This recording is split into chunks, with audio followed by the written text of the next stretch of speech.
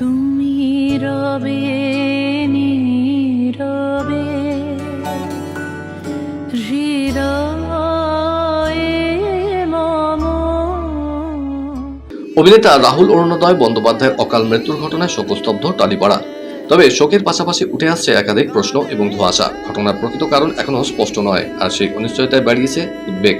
অভিনেতা রাহুল অরুণোদয় বন্দ্যোপাধ্যায়ের মরদেহ কলকাতায় নিয়ে আসা হয়। তার গাড়ি চালক ভোলে বাবা পার করেগা ধারাবাহিকের প্রোডাকশন ম্যানেজার এবং অন্যান্য সহকর্মীরা তার মরদেহ কলকাতার বাড়িতে ফিরিয়ে আনেন। হাসপাতাল সূত্রে জানা গিয়েছে, ময়নাতদন্তের প্রাথমিক রিপোর্ট অনুযায়ী জলে ডুবে মৃত্যু হয়েছে তার ফুসফুসে অস্বাভাবিক পরিমাণে বালি ও নোনা জল পাওয়া গিয়েছে। শুধু তাই নয়, খাদ্যনালী, শ্বাসনালী এবং পাকস্থলীতেও বালির উপস্থিতি লক্ষ্য করা গিয়েছে।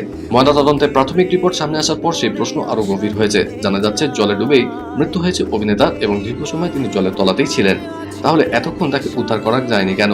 সমুদ্র সৈকতে শুটিং এর মতো ঝুঁকিপূর্ণ পরিস্থিতিতে কেন ছিলেন না? লাইফ জ্যাকেট, লাইফ বোর্ড বা জরুরি চিকিৎসা ব্যবস্থার মতো ন্যূনতম নিরাপত্তা?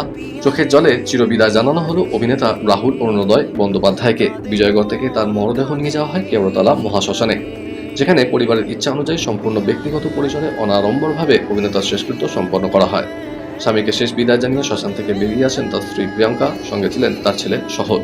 পাড়া প্রতিবেশী, বন্ধু, সহকর্মী এবং আত্মীয় পরিজন সকলেই অশ্রুসজল চোখে বিদায় জানান তাদের প্রিয় বাবিনকে।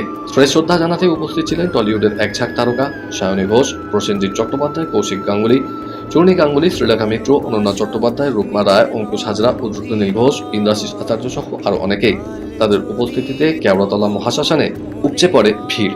আর এই অকাল মৃত্যুতে বিনোদন.com পরিবারের পক্ষ থেকে রইল গভীর সমবেদনা।